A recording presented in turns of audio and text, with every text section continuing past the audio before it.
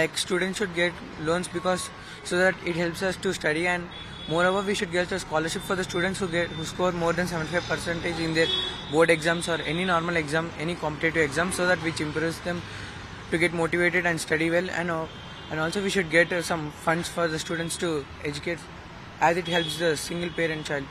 ఇప్పుడు central government release చేసే funds మన స్కూల్కి చాలా అవసరం ఉంటాయి. ఎందుకంటే చాలామంది పేరెంట్స్ సోలో పేరెంట్స్ ఉంటారు, వాళ్ళకి కష్టాలు ఉంటాయి.